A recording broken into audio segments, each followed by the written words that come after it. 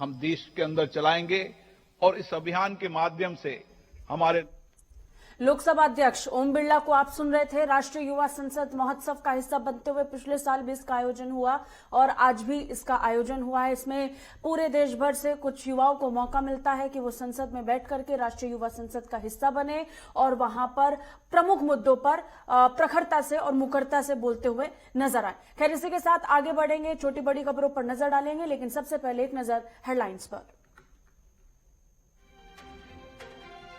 राष्ट्रीय युवा संसद महोत्सव में प्रधानमंत्री मोदी का संबोधन। कार्यक्रम में ओम बिरला, रमेश पोखरियाल निशंक और किरण रिजिजू भी रहे मौजूद।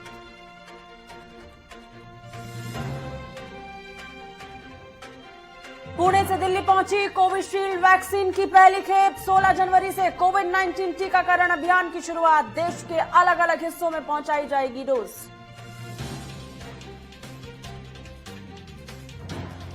किसान आंदोलन पर सुप्रीम कोर्ट में आज सुनवाई। सुप्रीम कोर्ट का फैसला तय करेगा किसान आंदोलन की दिशा। 15 जनवरी को किसानों की सरकार से मीटिंग।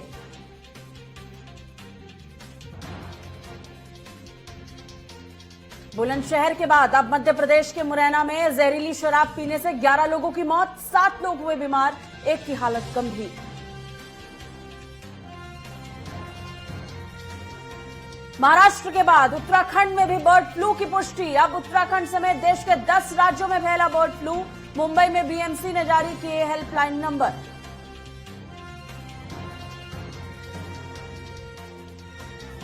दिल्ली में 6 डिग्री तक पहुंचा पारा। मौसम विभाग ने दी चेतावनी, अगले 3 दिनों में और गिरेगा तापमान। राजस्थान में भी येलो अलर्ट जारी।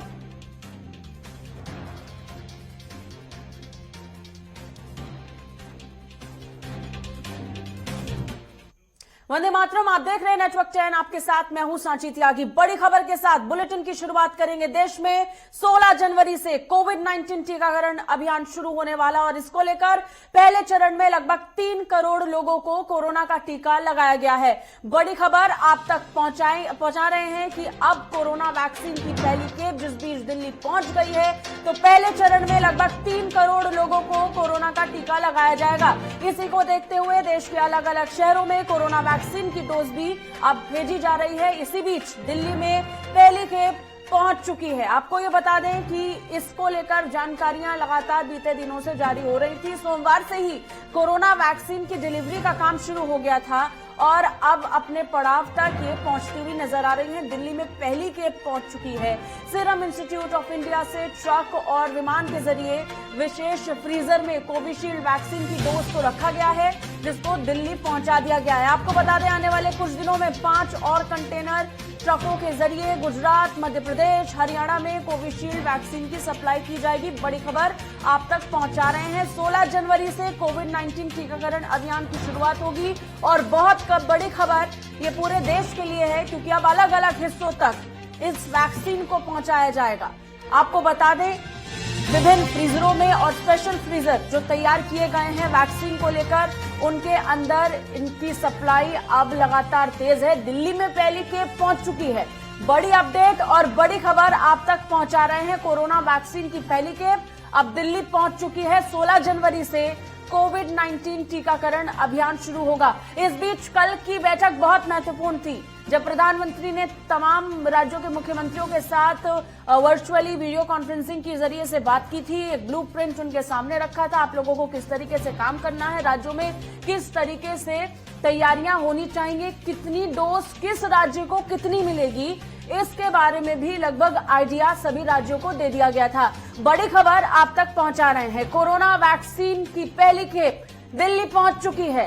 देश की राजधानी में टीकाकरण अभियान को देखते हुए अब पहली खेप वैक्सीन की पहुंच चुकी है। अपने आप में बहुत बड़ी खबर है और देश के लिए राहत की खबर। जब हम आत्मनिर्भर भारत का जिक्र करते हैं तो प्रधानमंत्री नरेंद्र मोदी ने भी इन दोनों वैक्सीन का जिक्र किया कि आत्मनिर्भरता का सबसे बड़ा प्रमाण है ये दोनों वैक्सीन। और सबसे बड़ी बात यह कि वर्ल्ड हेल्थ ऑर्गेनाइजेशन ने भी भारत की सराहना की, क्योंकि भारत अब उन देशों में शुमार हो चुका है जिसने खुद स्वदेश में अपने देश में ही वैक्सीन को निर्मित किया है। और न सिर्फ अपने देश के लिए लेकिन बाकी देशों के लिए भी बहुत जल्द वैक्सीन को डिलीवर करने का काम भारत करने वाला है। इसी कड़ी में ये एक्सक्लूसिव तस्वीरें आप तक पहुंचा रहे हैं। दिल्ली में पहली खेप जो पहुंच चुकी है उसकी ये पहली तस्वीर आपकी टीवी स्क्रीन पर सबसे पहले नेटवर्क 10 एक्सक्लूसिवली दिखा रहा है। ये तस्वीरें बहुत महत्वपूर्ण हैं क्योंकि हवाई जहाज के जरिए से, विमान के जरिए से स्पेशल फ्रीजर में इन वैक्सीन्स को स्टोर करके रखा गया है। सबसे बड़ी बात यह कि बीते 10-15 दिनों से जब से इस बारे में जानकारी दी गई है तब से तैयारियां लगभग पूरी मानी गई।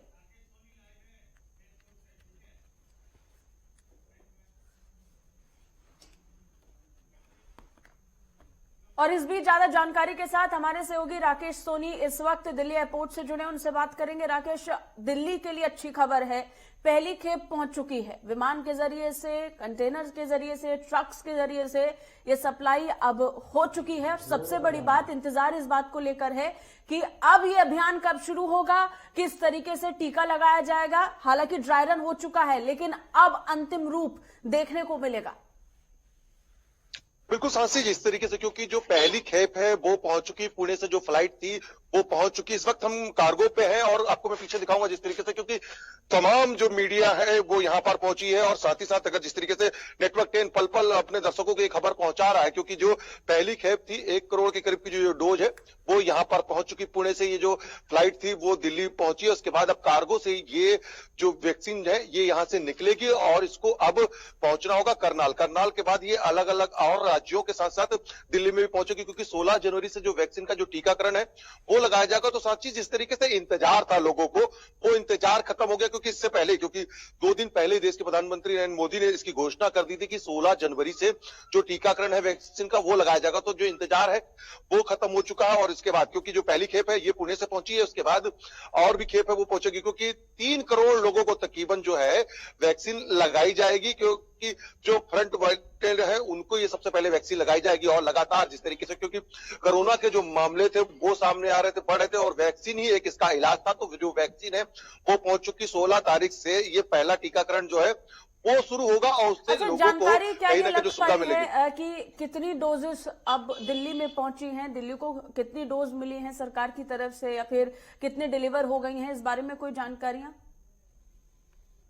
देखिए, अभी ये जो पहली खेप है ये सांची पहुंची है, 1 करोड़ की जो ये डोज है वो पहुंची है। लेकिन इसमें से क्योंकि सबसे पहले अब यहां से जो राजीव गांधी और करनाल के लिए जो ये कंटेनर है वो यहां से निकलेगा, क्योंकि जो कोल्ड स्टोर है वो बनाया गया, क्योंकि जो वैक्सीन को रखने का जो टेम्परेचर होता है वो बेहद खास है।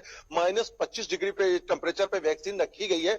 उसके बाद ये अलग अलग जगहों पर, क्योंकि जिस तरीके से जो फ्रंट वॉलेंटियर है उनको ये पहले वैक्सीन लगाई जाएगी। 3 करोड़ जो फ्रंट वॉलेंटियर है उनको ये वैक्सीन लगाई जाएगी। तो उसको लेकर ये जो वैक्सीन की खेप है ये पहुंची है।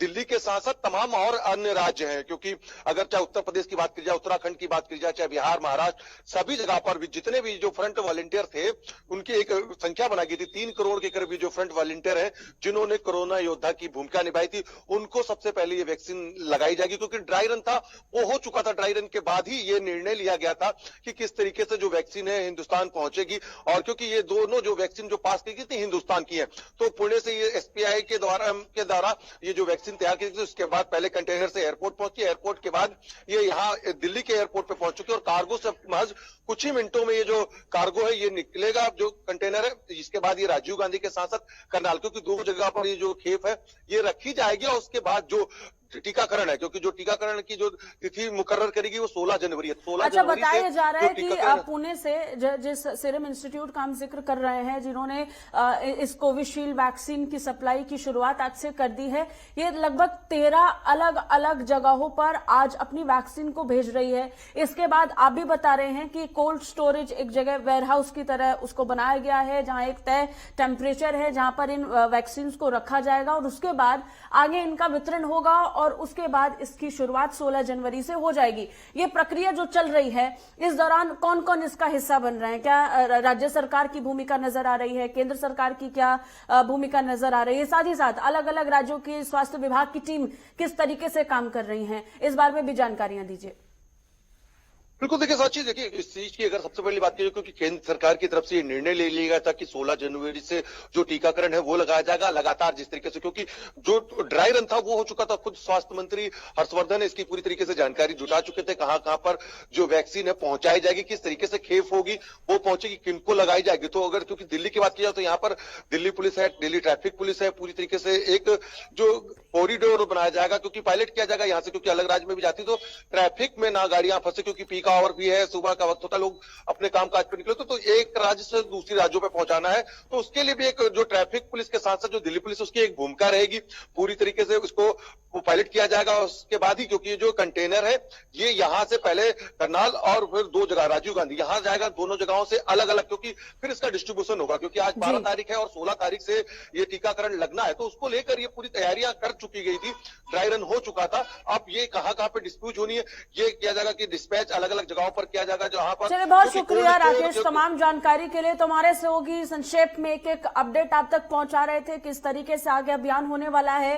टीकाकरण अभियान की शुरुआत अब लगभग तय, तैयारियां पूरी हो चुकी हैं, वैक्सीन अब अलग अलग जगहों पर पहुंच चुकी हैं, सिर्फ अभियान शुरू होना बाकी रह गया है, जिसकी शुरुआत 16 तारीख से होगी। खैर, आगे बढ़ेंगे, एक और बड़ी खबर आप तक पहुंचा दें। कृषि कानूनों के खिलाफ किसान आंदोलन का जिस बीच आज 48वां दिन है, आपको बता दें इस बीच सुप्रीम कोर्ट में आज अहम सुनवाई होने वाली है। कड़ाके की ठंड के बावजूद किसान दिल्ली की सीमाओं पर डटे हुए हैं और इससे पहले आपको बता दें कि 9 दौर की बैठकों में सिर्फ एक का भी नतीजा अभी तक निकल पाया है। आपको बता दें अब आखिरी मीटिंग 8 जनवरी को हुई थी, जिसमें किसानों ने तल्खी दिखाते हुए सरकार से कहा था कि आपका मन मुद्दा सुलझाने का नहीं है तो लिखकर दे दीजिए, हम चले जाएंगे। और इन सब के बीच कल कोर्ट में हुई सुनवाई का दिन बहुत महत्वपूर्ण था, जब कड़ी फटकार सुप्रीम कोर्ट की तरफ से chief justice of India एस.ए. Bobde की तरफ से लगाई गई थी केंद्र सरकार को, जिसमें केंद्र सरकार से कुछ अहम जवाब भी मांगे गए। और सबसे बड़ी बात, अटॉर्नी जनरल जो केंद्र सरकार का पक्ष कोर्ट में रख रहे थे, उन्होंने इसको लेकर जवाब भी दिया। लेकिन इन सब के बीच सबसे महत्वपूर्ण बात सुप्रीम कोर्ट की तरफ से आई, एक एक बात, एक एक टिप्पणी थी, जिसमें किसान आंदोलन को लेकर के उन्होंने सवाल पूछा। इस बात पर भी जोर दिया कि क्यों आने वाली याचिकाओं में सब कानून के खिलाफ में याचिकाएं आई हैं और एक भी किसान कानून के समर्थन में याचिका कोर्ट के दरवाजे तक पहुंची नहीं है। और इन सब के बीच किसान इस बात पर अड़े हैं कि तीनों कृषि कानूनों को वापस लिया जाए। आपको बता दें कि जब हम बैठकों का जिक्र कर रहे हैं तो जिस बीच आज सुप्रीम कोर्ट में अहम सुनवाई होगी और एक बड़ा फैसला कोर्ट की तरफ से आ सकता है, तो ऐसे में 15 जनवरी की तारीख भी बहुत महत्वपूर्ण, जब अगले दौर की बैठक किसानों और सरकार के बीच में होने वाली है। लेकिन इन सबसे पहले कोर्ट का रुख आज क्या रहेगा, ये बहुत दिलचस्प रहेगा। कल के दिन जब हम सुप्रीम कोर्ट की सुनवाई पर नजर बनाए हुए थे तो सबके सामने स्पष्ट था कि कोर्ट किस तरीके से कड़ी फटकार लगातार केंद्र सरकार को लगा रही थी। अब इस बीच सुप्रीम कोर्ट का फैसला आज तय करेगा कि क्या दिशा और क्या दशा बनेगी किसान आंदोलन की। तो 48वें दिन तक किसान आंदोलन प्रवेश कर चुका है और इन सब के बीच सुप्रीम कोर्ट में आज सुनवाई बहुत महत्वपूर्ण, क्योंकि कड़ी स्टेटमेंट के बाद आज क्या फैसला कोर्ट लेगा ये बहुत महत्वपूर्ण है। हालांकि जब हम किसानों को देखते हैं और उनकी प्रतिक्रिया पर नजर डालते हैं तो उनको उम्मीद है कि आज कुछ फैसला उनके हक में आ सकता है।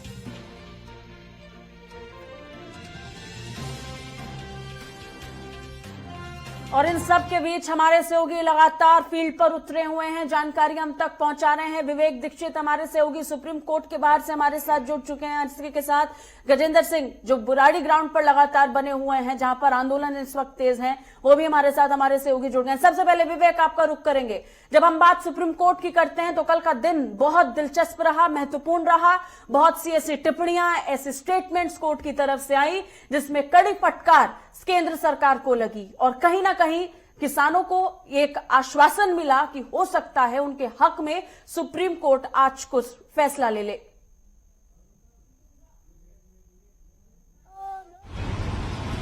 बिल्कुल साक्षी, मैं आपको बता दूं इस वक्त मौजूद है, हम सुप्रीम कोर्ट के बाहर मौजूद है। यहाँ लगातार यहाँ पर किसानों के जो चेहरे हैं तो इसमें खिले हुए लग रहे हैं, कहीं ना कहीं किसानों के अंदर एक खुशी सी देखी जा रही है। और सबसे बड़ी बात अगर की जाए, बड़ी अपडेट, बड़ी खबर इस वक्त अपने दर्शकों तक पहुंचा दें। Saina Nehwal badminton player corona से संक्रमित हो चुकी हैं। बड़ी खबर आ रही है, पॉजिटिव वो कोरोना पॉजिटिव पाई गई हैं साइना नेहवाल, बैडमिंटन प्लेयर। इस वक्त की बड़ी खबर आप तक हम पहुंचा रहे हैं। जो लगातार अपडेट निकलकर सामने आ रही है उसमें बताया जा रहा है कि लगातार एक एक बड़े बड़े नाम जो कोरोना पॉजिटिव पाए जा रहे हैं, उसमें एक और नाम जुड़ता हुआ साइना नेहवाल कोरोना से संक्रमित पाई गई हैं, कोरोना पॉजिटिव पाई गई हैं। बड़ी अपडेट, बड़ी खबर आप तक पहुंचा रहे हैं। साइना नेहवाल ने खुद कोरोना संक्रमित होने की पुष्टि की है। इस वक्त की बड़ी खबर अपडेट आप तक पहुंचा रहे हैं। Badminton star Saina Nehwal corona virus से पॉजिटिव पाई गई हैं। आपको बता दें वो इस वक्त टूर्नामेंट खेलने के लिए थाईलैंड में है। बड़ी खबर आपको बता दें, थाईलैंड ओपन खेलने के लिए साइना नेहवाल इस समय थाईलैंड में है और उस बीच ये खबर आई है जहां पर उनका टेस्ट हुआ, साइना नेहवाल कोरोना पॉजिटिव पाई गई हैं। अब उनको क्वारंटीन किया जाएगा, उनको अकेले रहना होगा, आइसोलेट किया जाएगा। इसके बाद आगे की प्रक्रिया उनको निभानी होगी, जिसके बाद वो अंडर ऑब्जर्वेशन रहेंगी। बड़ी खबर अपडेट आप तक पहुंचा रहे हैं। साइना नेहवाल कोरोना संक्रमित पाई गई हैं, जिस बीच कोरोना को लेकर वैक्सीन देश के अलग अलग जगहों पर पहुंच चुकी है। इन सबके बीच थाईलैंड ओपन खेलने पहुंची साइना नेहवाल कोरोना पॉजिटिव पाई गई है। बड़ी अपडेट, बड़ी खबर आप तक पहुंचा रहे हैं। बैडमिंटन स्टार साइना नेहवाल जो थाईलैंड में इस वक्त मौजूद हैं, इस समय वो थाईलैंड ओपन का मैच खेलने के लिए वहां पहुंची थी, वहां उनका टेस्ट हुआ और इन सब के बीच वो कोरोना से संक्रमित पाई गई। खैर, इन सब के बीच आगे बढ़ेंगे, फिर एक बार आपको लिए चलेंगे लोकसभा संसद भवन की तरफ, जहां पर इस समय युवाओं के लिए एक विशेष संसद सत्र का आयोजन हुआ। प्रधानमंत्री नरेंद्र मोदी क्या कुछ कह रहे हैं, आइए सुनते हैं। आज भी सेंट्रल हॉल में होता है और साथियों, आप जहां बैठे हैं उसी सीट पर जब संविधान की निर्माण प्रक्रिया चली थी, इस देश के किसी न किसी गणमान्य महापुरुष वहां बैठे होंगे। आप आज उस सीट पर बैठे हैं।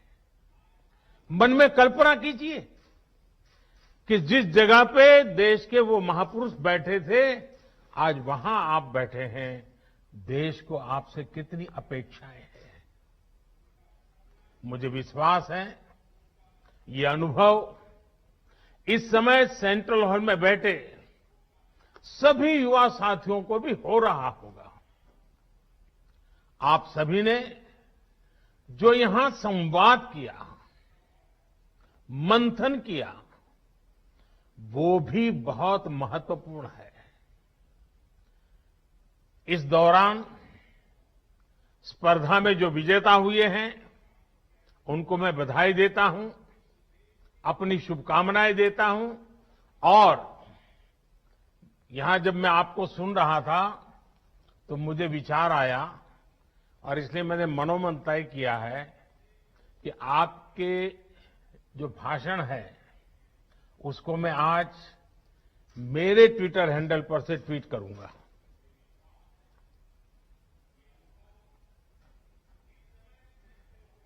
और आप तीन का ही करूंगा ऐसा नहीं, अगर रिकॉर्डेड मटेरियल अवेलेबल होगा तो मैं जो कल फाइनल पैनल में थे उनके लिए भी उनके भाषण को ट्वीट करूंगा, ताकि देश को पता चले कि संसद के परिषद में, इस परिसर में हमारा भावी भारत कैसे आकार ले रहा है। तो मेरे लिए ये बहुत गर्व की बात होगी कि मैं आज आपके भाषण को ट्वीट करूंगा। साथियों, स्वामी जी ने जो देश और समाज को दिया है वो समय और स्थान से परे हर पीढ़ी को प्रेरित करने वाला है, रास्ता दिखाने वाला है। आप देखते होंगे कि भारत का शायद ही ऐसा कोई गांव हो, कोई शहर हो, कोई व्यक्ति हो जो स्वामी जी से खुद को जुड़ा महसूस न करता हो, उससे प्रेरित न होता हो। स्वामी जी की प्रेरणा ने आजादी की लड़ाई को भी नई ऊर्जा दी थी। गुलामी के लंबे कालखंड ने भारत को हजारों वर्षों की अपनी ताकत और ताकत के एहसास से दूर कर दिया था। स्वामी विवेकानंद ने भारत को उसकी वो ताकत याद दिलाई, एहसास कराया, उनके सामर्थ्य को उनके मन मस्तिष्क में पुनर्जीवित किया, राष्ट्रीय चेतना को जागृत किया।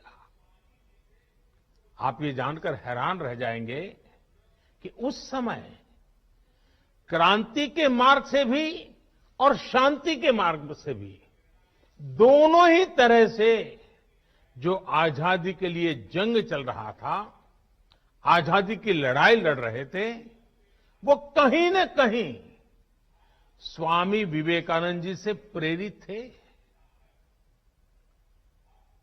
उनकी गिरफ्तारी के समय, फांसी के समय स्वामी विवेकानंद से जुड़ा साहित्य जरूर पुलिस के हाथ आता था। तब इसका बाकायदा अध्ययन करवाया गया था कि स्वामी विवेकानंद जी के विचारों में ऐसा क्या है जो लोगों को देशभक्ति के लिए, राष्ट्र निर्माण के लिए, आजादी के लिए मर मिटने की प्रेरणा देता है, हर नवयुवान के मस्तिष्क को इतना प्रभावित करता है। समय गुजरता गया, देश आजाद हो गया, लेकिन हम आज भी देखते हैं स्वामी जी हमारे बीच ही होते हैं, प्रतिपल हमें प्रेरणा देते हैं। उनका प्रभाव हमारी चिंतन धारा में कहीं न कहीं नजर आता है। आध्यात्म को लेकर उन्होंने जो कहा, राष्ट्रवाद, राष्ट्र निर्माण, राष्ट्रभक्ति को लेकर उन्होंने जो कहा, जन सेवा से जग सेवा को लेकर उनके विचार आज हमारे मन मंदिर में उतनी ही तीव्रता से प्रवाहित होते हैं। मुझे विश्वास है आप युवा साथी भी इस बात को जरूर महसूस करते होंगे। कहीं पर भी विवेकानंद जी की तस्वीर देखते होंगे, कल्पना तक आपको नहीं होगी, मनोमन आपके मन में एक श्रद्धा का भाव जगता होगा, सर आपको उनको नमन करता होगा, ये अवश्य होता होगा। साथियों, स्वामी विवेकानंद ने एक और अनमोल उपहार दिया है। ये उपहार है व्यक्तियों के निर्माण का, संस्थाओं के निर्माण का। और ज्यादातर ऐसे विषयों की चर्चा भी थोड़ी कम ही होती है, लेकिन हम अध्ययन करेंगे तो पाएंगे कि स्वामी विवेकानंद ने ऐसी संस्थाओं को भी आगे बढ़ाया जो आज भी व्यक्ति के निर्माण का काम बखूबी कर रही है। उनके संस्कार, उनका सेवा भाव, उनका समर्पण भाव लगातार जगाती रहती है। व्यक्ति से संस्था का निर्माण और संस्था से अनेकों व्यक्तियों का निर्माण एक अनवरत, अविलंब, अबाधित चक्र है जो चलता ही जा रहा है। लोग स्वामी जी के प्रभाव में आते हैं, संस्थाओं का निर्माण करने की प्रेरणा लेते हैं, संस्था निर्माण करते हैं, फिर उन संस्थानों से, उसकी व्यवस्था से, प्रेरणा से, विचार से, आदर्श से ऐसे लोग निकलते हैं जो स्वामी जी के दिखाए मार्ग पर चलते हुए नए लोगों को खुद से जोड़ते चलते हैं। इंडिविजुअल से इंस्टीट्यूशंस और इंस्टीट्यूशन से फिर इंडिविजुअल, ये चक्र आज भारत की बहुत बड़ी ताकत है। आप लोग एंटरप्रेन्योरशिप स्क्रिप्ट के बारे में बहुत सुनते हैं। वो भी तो कुछ एक प्रकार से यही बातें हैं। एक ब्रिलियंट इंडिविजुअल एक शानदार कंपनी बनाता है, बाद में उस कंपनी में जो इकोसिस्टम बनता है उसकी वजह से वहां अनेकों ब्रिलियंट इंडिविजुअल्स बनते हैं। ये इंडिविजुअल्स आगे जाकर और नई कंपनियां बनाते हैं। इंडिविजुअल्स और इंस्टीट्यूशन का ये चक्र देश और समाज के हर क्षेत्र, हर स्तर के लिए उतना ही महत्वपूर्ण है। साथियों, आज जो देश में नई नेशनल एजुकेशन पॉलिसी लागू की गई है, उसका भी बहुत बड़ा फोकस बेहतर इंडिविजुअल्स के निर्माण पर है। व्यक्ति निर्माण से राष्ट्र निर्माण, ये पॉलिसी युवाओं की इच्छा, युवाओं के कौशल, युवाओं की समझ, युवाओं के फैसले को सर्वोच्च प्राथमिकता देती है। अब चाहे जो सब्जेक्ट चुनिए, चाहे जो कॉम्बिनेशन चुनिए, चाहे जो स्ट्रीम चुनिए, एक कोर्स को ब्रेक देकर आप दूसरा कोर्स शुरू करना चाहें तो आप वो भी कर सकते हैं। अब ये नहीं होगा कि पहले वाले कोर्स के लिए आपने जो मेहनत की थी वो बेकार हो जाएगी। आपको उतनी पढ़ाई का भी सर्टिफिकेट मिल जाएगा जो आगे ले जाएगा। साथियों, आज देश में एक ऐसा इकोसिस्टम विकसित किया जा रहा है जिसकी तलाश में तो प्रधानमंत्री नरेंद्र मोदी को आप सुन रहे थे। आपको बता दें कि इस समय युवाओं के लिए एक विशेष संसद कार्यक्रम का आयोजन किया गया है। हर साल इसका आयोजन होता है और सबसे बड़ी बात यह कि युवाओं को यहां मौका मिलता है कि वो अपने विचारों को व्यक्त करें, मुखरता के साथ बोले। वो कार्यक्रम भी संपन्न हुआ और उसकी सराहना करते हुए प्रधानमंत्री ने कहा कि वो अपने ट्विटर हैंडल से खुद उनके पूरे भाषण को ट्वीट करने वाले हैं ताकि लोगों को पता चले कि भारत के युवाओं का विजन क्या है। इसी के साथ फिलहाल इतना ही। देश और दुनिया की तमाम खबरों के लिए आप देखते रहिए नेटवर्क 10। जय हिंद।